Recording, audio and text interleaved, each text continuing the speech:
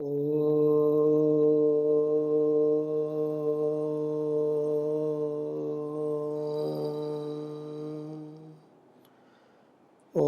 विश्वानि देव सवितर्दुरितानि परासुव यद्भद्रन्तन्न आसुव।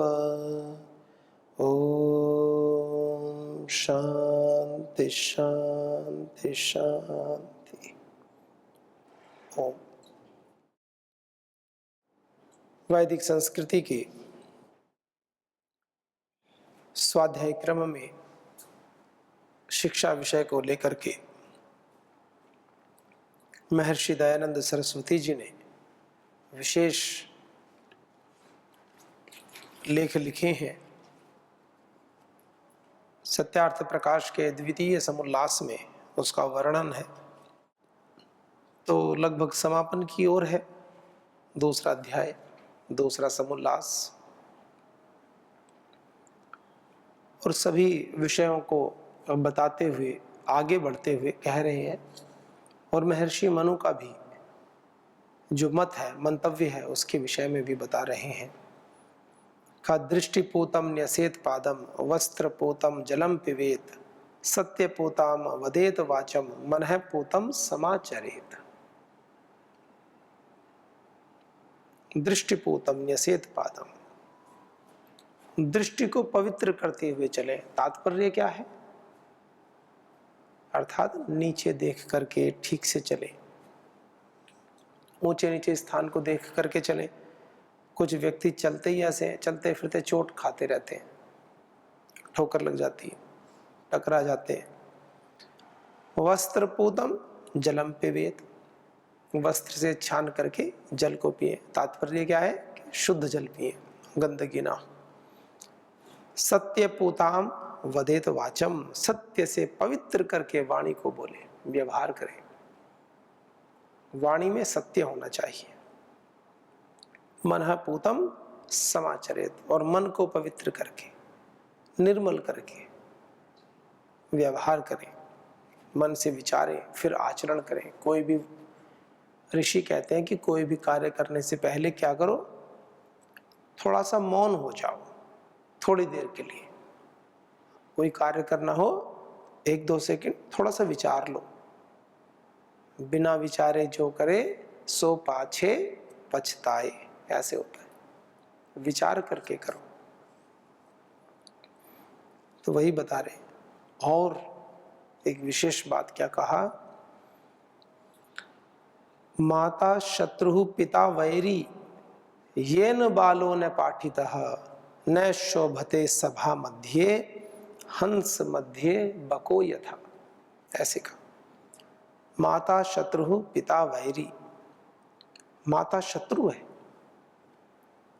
अब आप कहेंगे माता को शत्रु बता रहे हैं। ये महर्षि दयानंद सरस्वती जी का वचन नहीं है, ये वाक्य है साहित्य का, किसी कवि का। कब माता शत्रु, वो माता शत्रु के समान है। और पिता वैरी, और पिताजी जो है वो वैरी है, वैर करते हैं। अब पिता तो वैर नहीं करते, पिता तो हमारा हित चाहते हैं, लेकिन फिर भी कह रहे हैं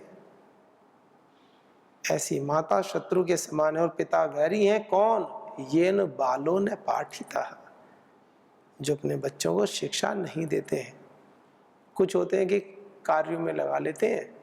आप देखो समाज में एक वर्ग विशेष का, एक संप्रदाय मजहब विशेष के तो ऐसी शिक्षा है। कुछ पढ़ते भी हैं, ऐसा नहीं है कि नहीं पढ़ते। उनको एक कार्यक्रम है बस, संतान उत्पत्ति की और बस छोड़ दिया सड़क पे। कोई भीख मांग रहा है, कोई चोरी कर रहा है, कुछ उल्टे सीधे कार्य कर रहा है, उन्हें मतलब नहीं है शिक्षा से। और शिक्षा भी कभी देनी होती है तो ऐसी शिक्षा देते हैं जो दूसरे को बम पटाके फोड़ के मारते रहते हैं, आतंकवादी बनाते हैं। ऐसा भी। तो उनके लिए कह रहे हैं माता शत्रु पिता वैरी ये न बालो न पाठिता। और जब वो बड़े होते हैं उल्टे उल्टे कर्म करते हैं, फौजी गोली मारते हैं उनको, सरकार उनको दंड देती है। जो कमांडोज हैं पकड़ते हैं उनको, फिर एनकाउंटर करते हैं जो पकड़ में नहीं आते, और उल्टा प्रहार करते हैं, सेना को मारते हैं, दंड पाते हैं, आजीवन कारावास होता है। शिक्षा के अभाव से प्राणों की हानि हो गई। जिस व्यक्ति को शिक्षा का अभाव है उसके तो प्राणों की हानि हुई, और शिक्षा के अभाव से उसने कितनों के प्राण लिए, ये भी तो बात है। तो कह रहे माता शत्रु पिता वैरी ये न बालों ने पाठित है, जो अपने बच्चों को नहीं पढ़ाते। न शोभते सभा मध्य हंस मध्य बको यथा। न शोभते सभा मध्य, तो सभा के मध्य में न शोभते, वो शोभायमान नहीं होते हैं। किस सभा के मध्य? न शोभते सभा मध्य हंस मध्य बको यथा। हंस की कोई सभा चल रही हो, बहुत सारे हंस बैठे हो, राजहंस, और वहां कोई बगुला आके बैठ जाए, तो कह रहे हैं जहां बहुत सारे हंस हो, हंस बड़ा अच्छा पक्षी होता है, राजहंस। हमारे आचार्य जी, आचार्य भवेंद्र जी, उनको बड़े पसंद है राजहंस। कैलाश मानसरोवर पर राजहंस होते हैं। तो कह रहे जैसे राजहंसों के मध्य में बगुला बैठ जाए, वो शोभा को प्राप्त नहीं होता। इसी प्रकार से ऐसे बच्चे जो विद्या से विमुख हैं, वो भी समझदार व्यक्तियों की, सज्जनों की कोई सभा चल रही हो तो वो भी शोभायमान नहीं होते, अर्थात उनका भी तिरस्कार होता है। वे माता और पिता अपने संतानों के पूर्ण वैरी हैं, जिन्होंने उनको विद्या की प्राप्ति न कराई। वे विद्वानों की सभा में वैसे तिरस्कृत और कुशोभित होते हैं, सुशोभित नहीं, कुशोभित, कुशोभित होते हैं जैसे हंसों के बीच में बगुला। यही माता पिता का कर्तव्य कर्म है, परम धर्म है और कीर्ति का काम है, जो अपने संतानों को तन मन धन से विद्या, धर्म, सभ्यता और उत्तम शिक्षा युक्त करना। माताओं पिताओं को उचित है कि धर्म की शिक्षा करें। देखो, विद्या भी हो, धर्म की शिक्षा भी हो, सभ्यता भी हो, और केवल विद्या आजीविका को लेकर नहीं, उत्तम शिक्षा भी होनी चाहिए। तो कहते हैं यह बाल शिक्षा में थोड़ा सा लिखा, इतने ही से बुद्धिमान लोग बहुत समझ लेंगे। इति श्रीमद् दयानंद सरस्वती स्वामी कृते सत्यार्थ प्रकाशे सुभाषा विभूषिते बाल शिक्षा विषये द्वितीयः समुल्लासः संपूर्णः। तो दूसरा समुल्लास जो शिक्षा विषय को लेकर के था, बहुत सुंदरता के साथ में हमने उसका स्वाध्याय किया। तो आज अथ तृतीय समुल्लास आरंभ, तीसरे समुल्लास को आरंभ करते हैं, तीसरे अध्याय को। ये भी विशेष है। अथ अध्ययन अध्यापन विधिम व्याख्यास्यामः। अध्ययन और अध्यापन की विधि बता रहे हैं,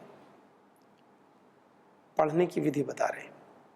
महर्षि दयानंद एक ऐसे ऋषि हैं जो वेद के पथ पर, वेद की कसौटी पर 100% वैसे ही चलते हैं। और वर्तमान में परम श्रद्धेय श्री गुरुदेव जी महाराज, परम श्रद्धाचार्य श्री जी साक्षात जीवंत उदाहरण है। और भी ऋषि हैं, ऐसा नहीं आप सोचे कि तो पतंजलि योगपीठ में है तो अपने गुरु जी के लिए कह रहे हैं। आप सब भी जो जो गुरु जी हैं, सबके गुरु जी अच्छे ही हैं, हम कब मना कर रहे हैं। अध्ययन अध्यापन विधि के विषय में बताया क्या। अब तीसरे समुल्लास में पढ़ने का प्रकार लिखते हैं। संतानों को उत्तम विद्या, शिक्षा, गुण, कर्म और स्वभाव रूप आभूषणों का धारण कराना माता पिता, आचार्य और संबंधियों का मुख्य कर्म है। देखो, बाल शिक्षा के विषय में सामान्य लिखा, अब विधि के विषय में बता रहे हैं। कहा कि संतानों को उत्तम विद्या, शिक्षा, गुण, कर्म, स्वभाव रूप। एक बात ध्यान देने की है, क्या बताया इनको? उत्तम विद्या को, शिक्षा को, गुण, कर्म, स्वभाव को कहा उत्तम आभूषण। सोना चांदी हीरे मोतियों की माला, इनको आभूषण नहीं बताया। क्या बताया? संतानों के लिए आभूषण क्या बताया? ब्रह्मचारियों के लिए आभूषण क्या है? उत्तम विद्या, शिक्षा, गुण, कर्म, स्वभाव। आप महर्षि पाणिनि कृत अष्टाध्यायी पढ़ते हैं, ये आपका आभूषण है। आप षड दर्शन याद करते हैं, ये आपका आभूषण है। विद्या आभूषण है। उपनिषदों को याद करते हैं, ये आपका आभूषण है। तो कहा कि विद्या, शिक्षा, गुण, कर्म और स्वभाव रूप जो आभूषणों का धारण कराना माता पिता, आचार्य और संबंधियों का मुख्य कर्म है। अब इसको समझ लो आप। संबंधियों का कर्म बता दिया। और संबंधी क्या करते हैं? बच्चा गुरुकुल में पढ़ रहा हो, आजा घर में, आज जन्मदिन है, आज चाचा जी के लड़के की शादी है, आज बुआ जी के बच्चे की सगाई है, आज बहन की कोई रस्म है, उसकी शादी हो गई है, उनके वहाँ जाना है, उसके घर ये फंक्शन है, उनका गृह प्रवेश है, उनका ये प्रवेश है, उनके घर में फलाना कार्य है, ढिमाका कार्य है। पढ़ने थोड़ी देते हैं बच्चों को। अगर छूट दे दी जाए ना, ये तो परम श्रद्धेय श्री गुरुदेव जी महाराज का तप है, पुरुषार्थ है, उनका संकल्प है। यदि बिल्कुल समाज के ऊपर छोड़ दिया जाए ना, तो जो विद्या और शिक्षा की बात कही है वो फिर ऐसे उच्छृंखल हो जाए। कोई दिन जाए बच्चे को, कभी कोई लेके जाए, कभी कोई लेके जाए। कहा संबंधियों का भी मुख्य कर्म है। अपने तो छोड़ो, अपने संबंधियों के बच्चों को भी पढ़ने में डिस्टर्ब ना करें, उनको भी अच्छे से पढ़ाएं लिखाएं। अर्थात क्या है? सारे समाज का सामूहिक कर्तव्य है कि बच्चों की शिक्षा दीक्षा में बाधा उत्पन्न न करें। एक बच्चे को पूरे साल आप पढ़ाइए, 5 दिन घर भेज दीजिए। बच्चा तो बच्चा है ना, उसके चित्त पर तो संस्कार शीघ्र अंकित हो जाते हैं। गलत अभ्यास सीख लेता है, मोबाइल और आजकल तो पता नहीं क्या क्या कार्यक्रम। और सबसे बड़ी बात क्या है? जब समाज में बाहर जाता है, आप कहेंगे कि हम तो अच्छे परिवार के व्यक्ति हैं, हमारे घर में तो अच्छा वातावरण है। ठीक है, आप बाहर लेकर जाएंगे, समाज सड़क पर जाएंगे, इधर उधर जाएंगे, बच्चा गलत चीज़ों को देखता है। कहीं इधर उधर पोस्टर लगे हैं, कहीं ऐड लगे हैं, कहीं न्यूज़पेपर देखेगा, कभी टीवी चलेंगे, कभी ऐड देखेगा, कभी मोबाइल देखेगा। वो जो दृश्यों से आपने बचा रखा था, वो जो कानों में आज तक उसके गलत शब्द नहीं गया। गुरुकुलों का माहौल, तो गुरुकुलों का जो वातावरण होता है वो तो अत्यंत सात्विक वातावरण है। आप सब स्वयं भी विचार करें कि जब से आपका पतंजलि संन्यास आश्रम में या पतंजलि गुरुकुलम में आना हुआ है, क्या कोई ऐसा अशोभनीय शब्द है जो आपके कानों में प्रवेश किया हो? क्या कोई ऐसा उत्तेजित करने वाला दृश्य है जो आपके आंखों के माध्यम से, जिसने मन में उत्तेजना उत्पन्न की हो? क्या कोई ऐसे स्वादिष्ट विषय हैं जिसने आपके शरीर में अम्ल पित्त बढ़ा दिया हो? कभी नहीं होता है। क्योंकि गुरुकुलों में इस बात का विशेष ध्यान किया जाता है, ब्रह्मचर्य की साधना का विशेष ध्यान दिया जाता है। वो केंद्र में होते हैं, वो मूल में होते हैं विद्या के। ऐसा वातावरण आप कहाँ दे पाओगे? तो कहा हम सभी का मुख्य कर्म है, माता पिता, आचार्य और संबंधियों का मुख्य कर्म है बच्चों को पढ़ाना। देखिए एक शब्द में कितना गहरा ज्ञान है। माता पिता आचार्य की बात तो सभी कहते हैं, लेकिन हमारे बच्चों को पढ़ाने में हमारे संबंधियों का भी महत्वपूर्ण योगदान है, ये बात कहना चाह रहे हैं। सोने, चांदी, माणिक, मोती, मूंगा आदि रत्नों से युक्त आभूषणों के धारण कराने से मनुष्य का आत्मा सुभूषित कभी नहीं हो सकता है। क्योंकि आभूषणों के धारण करने से केवल देह अभिमान, अब अभिमान पुष्ट होता है। हमने इतने पहन रखे, किसी किसी को देखो, कोई कोई अंगूठी पहनते हैं बड़ी महंगी, तो वो क्या करेंगे, अंगूठी में मान लीजिए यहाँ पर हीरा लगाया है। अब अंगूठी तो है, जिधर की तरफ हीरा लगाए तो उसको बाहर की तरफ करेंगे। ऐसा कभी नहीं होता कि अंगूठी में हीरा यहाँ लगाए तो उसको अंदर कर लेंगे, बाहर की तरफ। और बाहर की तरफ भी करेंगे तो नमस्ते भी करेंगे तो ऐसे, या हाथ रखेंगे तो ऐसे, अंगूठी वाला आगे दिखाई दे, कभी ऐसे भी। मतलब अंगूठी दिखनी चाहिए बार बार। प्रयास ये रहेगा कि कुछ कहीं खाज भी नहीं आ रही होगी, कुछ नहीं तो वे कहीं खिंचाएंगे, ऐसे अंगूठी दिखे लोगों को पता चले कि मैंने हीरे की अंगूठी पहनी है, देह अभिमान। तो वही बता रहे हैं, आभूषणों के धारण करने से केवल देह अभिमान, विषय आसक्ति होती है, विषयों में आसक्ति हो जाती है, धन संपदा में आसक्ति हो गई, और चोर आदि का भय हो जाता है। आपने देखा होगा कभी कभी क्या होता है, ट्रेन आदि में जैसे माताएं आदि जाती हैं और विंडो साइड बैठ जाएं खिड़की के आसपास, और कहीं कहीं ट्रेन क्या होती है, कभी कभी सिग्नल नहीं मिलता तो जो स्टेशन होता है प्लेटफॉर्म उससे 1 किलोमीटर 1.5 किलोमीटर पहले रोक देते हैं। कहीं कहीं जंगल आदि भी होता है। तो कभी कभी क्या होता है कि ट्रेन में कुछ ये जो ऐसे लोग भी चढ़ जाते हैं जो ऐसे मौकों का लाभ उठाते हैं। अब कोई कान में कुंडल पहने हैं सोने के और उनका कान खिड़की के पास में है और एक विंडो खुली है, तो ऐसे अंदर से ऐसे लाते और उसमें हाथ डाल के खींच लेते हैं, पूरा कान भी फट जाता है, लहूलुहान हो जाता है, चोरी कर लेते हैं, गले की चैन खींच के भाग जाते हैं एकदम। अब आप तो अनजाना शहर है, आप तो जाओगे नहीं रात में ट्रेन से कूद के बाहर, तो ऐसे करते हैं। कितना वो होता है, चोर आदि का भय भी होता है, मृत्यु का भी संभव है, और कभी कभी तो मृत्यु भी हो जाती है। मान लीजिए कोई ना दे, लड़ाई हो जाए, झगड़ा हो जाए तो चाकू वाकू मार देते हैं, कुछ कर देते हैं, भाग जाते हैं। तो बता रहे बहुत सारे कारण हैं। इसलिए आपने देखा होगा गुरुकुलों में कभी कोई सोने की चैन और घड़ियां और ये बड़े बड़े मुकुट और ये सब कभी आज तक की परंपरा नहीं है। चाहे भगवान राम कृष्ण पढ़े हों गुरुकुलों में, कभी परंपरा ही नहीं रही। गुरुकुल का ब्रह्मचारी तपस्वी, कोई आभूषण है, विद्या ही उसका आभूषण है। एक ये जो पवित्र धारण करे, शिखा धारण करे, अपने कटे वस्त्र पहने और आचार्य की सेवा में लगे, बस तप करे, विद्या ही उसका आभूषण है। तो ये विचारने का बिंदु है कि हमारे ऋषियों ने इतना नितांत आवश्यकताओं के लिए ही क्यों रखा गुरुकुल में। कोई राजा का पुत्र था तो कह देते भाई कि चलो सबके लिए बढ़िया सोने के कुंडल बनवाओ, सबके लिए सोने की चैन डलवाओ। चोरी का भय होता तो कह देते 2-4 जो है सुरक्षा कर्मी नियुक्त करवा दो, राजा के बच्चे भी पढ़ रहे करा ही देते। लेकिन फिर भी ताकि जीवन में तप रहे, पुरुषार्थ रहे और विषयों के प्रति आसक्ति ना रहे, मोह ना रहे, धन के प्रति मोह ना रहे, विषयों का अभिमान ना रहे, देह का अभिमान ना रहे। संसार में देखने में आता है कि आभूषणों के योग से बालक आदिकों का मृत्यु दुष्टों के हाथ से होता है।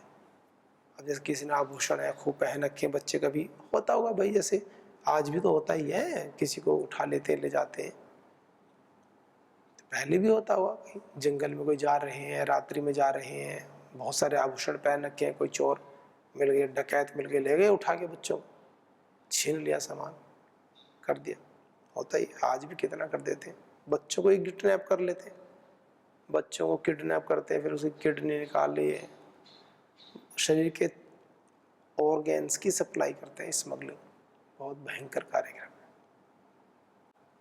का। विद्या विलास मनसो धृत शील शिक्षा सत्यव्रता रहित मान मलाप हारा संसार दुख दलनेन सुभूषिता ये धन्या नरा विहित कर्म परोपकारा।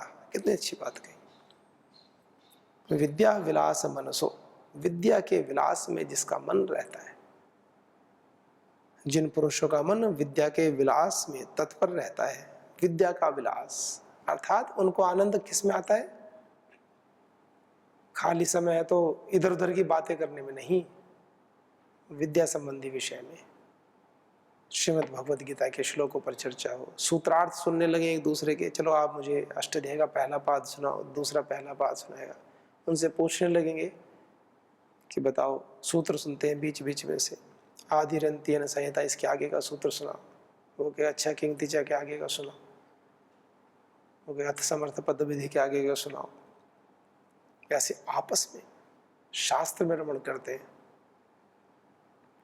योग चित्त वृत्ति निरोधा कौन से नंबर का सूत्र है बताओ। सूत्रों की व्याख्या, विद्या के विलास में जो आनंद लेते हैं, तो कहा विद्या विलास मनसो, जिनका मन हमेशा विद्या में लगा रहता है। धृत शील शिक्षा, शील जो सुंदर शील स्वभाव से युक्त है, शील यानी अच्छा स्वभाव जिनका होता है, और सत्यव्रता, सत्य के व्रती हैं, सत्य भाषण करना, सत्य भाषण आदि नियम पालन करने में जो तत्पर रहते हैं, और रहित मान मलाप हाराह, रहित मान, अभिमान से रहित है, छोटी छोटी बातों पर अभिमान नहीं करते। नहीं तो व्यक्ति को यही बहुत अहंकार होता है, मैं बड़ा हूं, और तो छोड़ो अहंकार, ये भी बड़ा अहंकार। अभिमान और अपवित्रता से, मल से रहित मान और मलाप हारा है, मल का जिन्होंने हरण कर लिया है, मल यानी दोषों का, अपवित्रता का, यानी जो पवित्र हो चुके हैं, अभिमान से जो रहित है, अपवित्रता से जो रहित है, अर्थात जो पवित्र है, और मलाप हारा, दूसरों के दोषों का भी नाश करने वाले हैं। एक और विशेष बात, अपना तो करना ही है, दूसरे के दोषों को भी हरण करने वाले हैं। जैसे माँ है, स्वयं को भी साफ रखती है और बच्चे को भी नहलाती है, उसको भी साफ करती है, घर परिवार में भी सफाई कर देती है। हमें भी तो ऐसे करना चाहिए। हमें क्या लगता है कि ये तो माता जी का काम है घर में झाड़ू लगाना। अरे क्यों, सुबह सुबह उठो, झाड़ू लो, लगाओ। कमरे पर रहते हैं, कोई बाहर किराए पर रहते हैं, परिवार के साथ रहते हैं,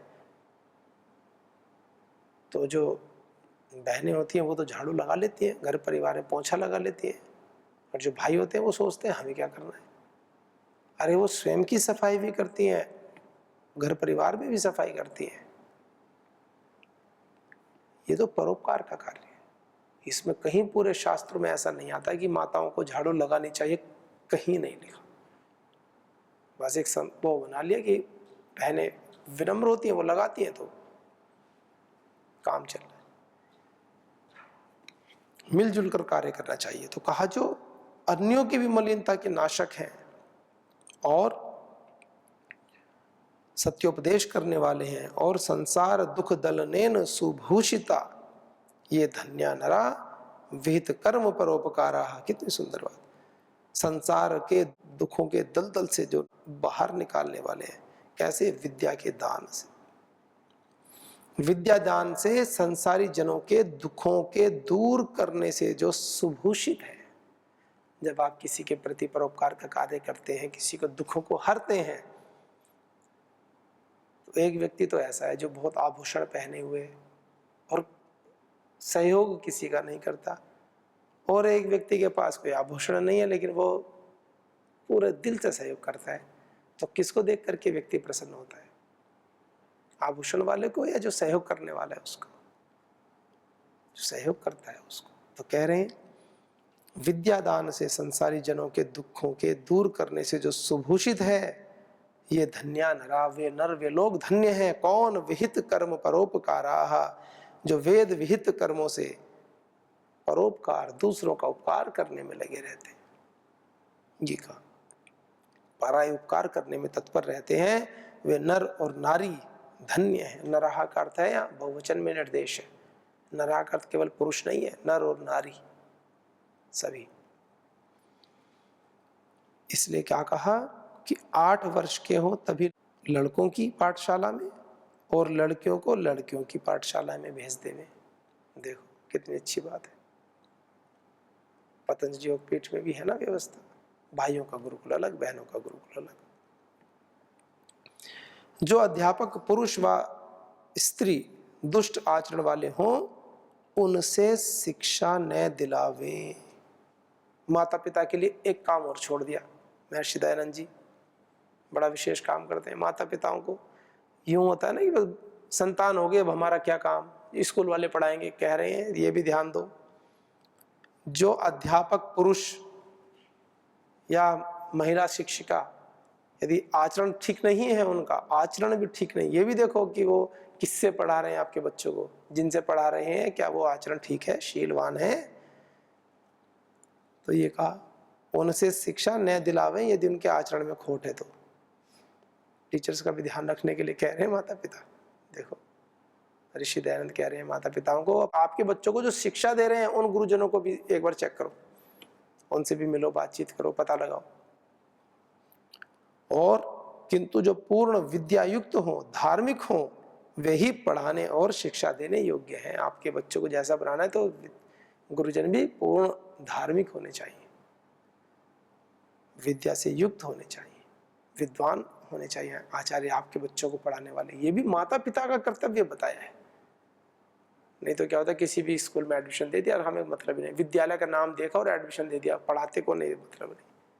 ये भी कह रहे हैं उनको भी देखो जो पढ़ाने वाले हैं, क्या वो भले ही पैसे वाले हों, क्या वो शीलवान हैं, क्या उनके जीवन में सच्चरित्रता है, क्या वो वेदों को मानने वाले हैं, ईश्वर के प्रति श्रद्धा भक्ति रखने वाले हैं, इसको भी देखो। तो चलिए कितना सुंदर विषय, इसको और आगे पढ़ेंगे। ये तो समझ में आ रहा है कि माता पिताओं को महर्षि दयानंद जी जल्दी छोड़ने वाले नहीं हैं। तो आइए आज के अंक को विराम देते हैं। ओम शांति शांति शांति। ओम श्री परमात्मने नमः। ओम श्री गुरुभ्यो नमः। ओम सर्वेभ्यो नमः।